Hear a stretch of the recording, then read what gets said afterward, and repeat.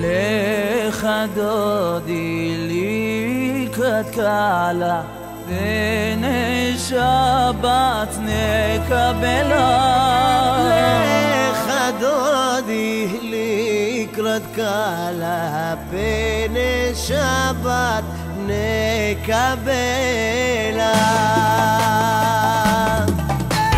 שמור בזכור בדיבור אחד ישמיענו אל המיוחד אדוני אחד ושמו אחד לשם ולתפארת ולתהילה. Shabbat Shalom. Un Shabbat muy especial es el de esta semana en el que corresponde la Parashat Tetzaveh, que como explicamos en otras oportunidades, siempre acontece en la semana del fallecimiento de Moshe Rabbeinu, que en este relato de Tetzaveh es el único relato en toda la Torá, desde que nació Moshe en la Parashá de Shemot hasta el final de la Torá, que no aparece siquiera una vez su nombre. Pero además, como solemos argumentar en algunos casos, esta es una parashá que no solamente tiene nombre, tiene apellido. Este es un Shabbat que se llama Shabbat Zachor.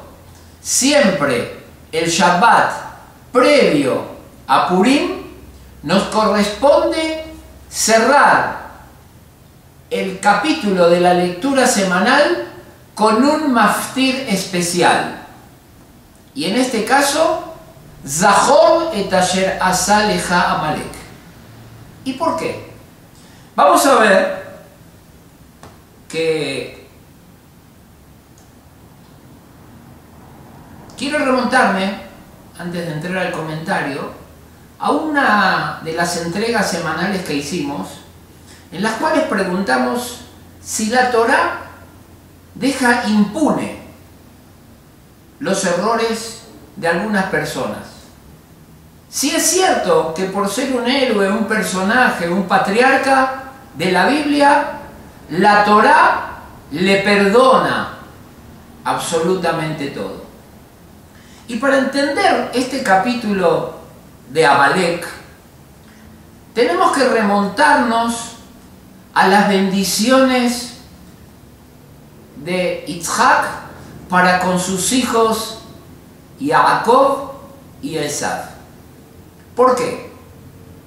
Vamos a ver el desarrollo genealógico de ambos personajes.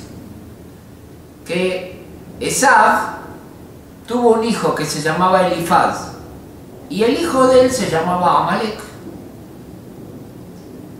y de Jacob tuvo un hijo que se llamó Binyamin, y de la tribu de Binyamin, vamos a ver el devenir de la historia, aparecerá el personaje de Mordejai a Yehudí en la historia de Esther, que nos cuenta que es Ish Yemini, que era de la tribu de Binyamin.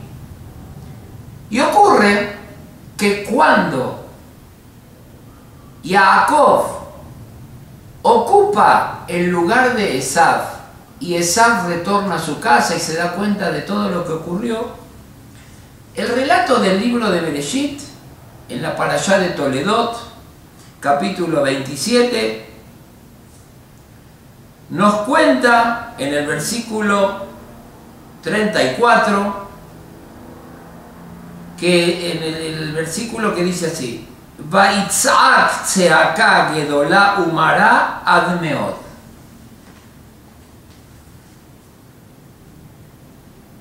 Un alarido estremecedor es el que salió de la garganta de Esav por el dolor que había tenido que su hermano había ocupado su lugar. No vamos a hablar si era culpable, si era inocente, si la mamá lo mandó o no. La realidad fue que un hermano sufrió a causa de un acto del otro.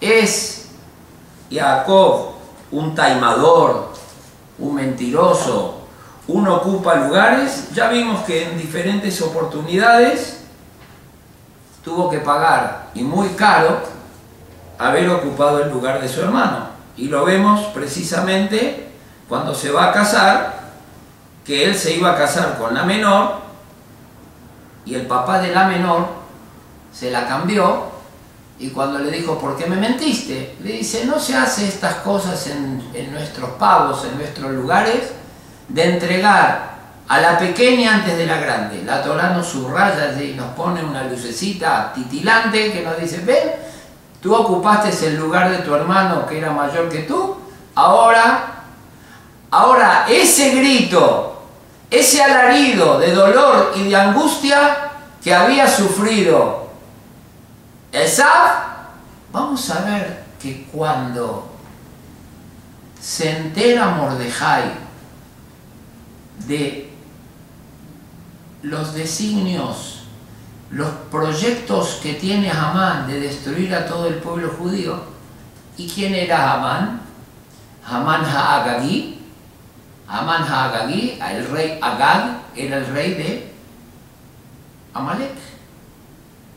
Y un descendiente de Binyamin, que era el rey Saúl, había recibido la ordenanza de ir a exterminar a Amalek, como dice la Torá. Majó timje et zeher Amalek. Tienes que destruir. Era la única oportunidad en la historia. Me atrevo a decir que tal vez es la única mitzvah de la Torá que no se pudo cumplir nunca. Porque solamente una oportunidad de destruir a Amalek. La tuvo Shaul. ¿De qué tribu era Shaul? De Binyamin.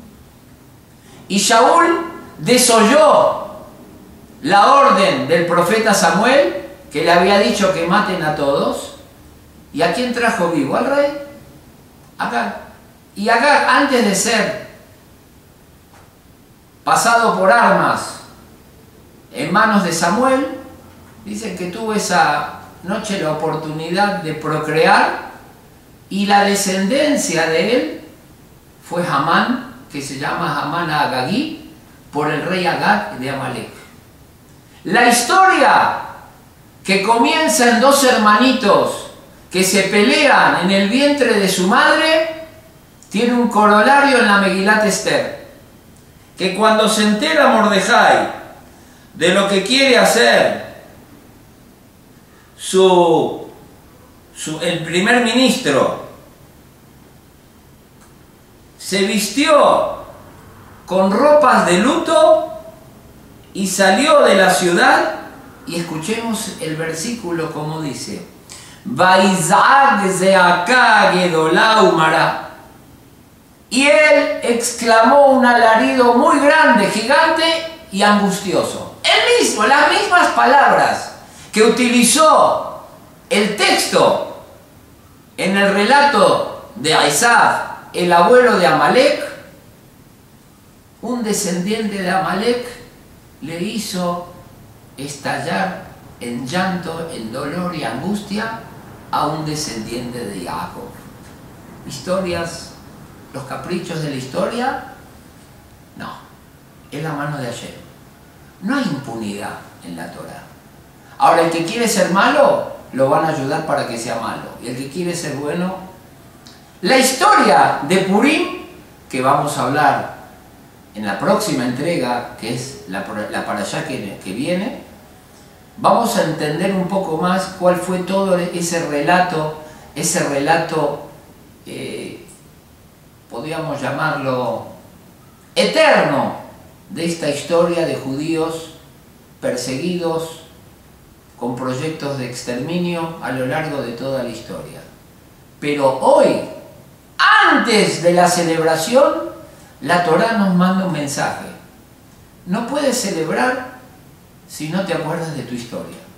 Si no sabes, y tienes que estar muy atento, quiénes son los verdaderos enemigos. Porque Amalek vino sin ninguna causa en el desierto. Beatá Ayet Beyagea, un pueblo de esclavos.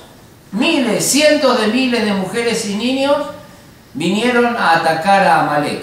El objetivo era muy claro, era demostrarle a los demás pueblos que se puede agredir al pueblo judío, pese a que Hashem entonces y hasta hoy sigue poniendo su cúpula protectora sobre el pueblo de Israel y el Estado de Israel.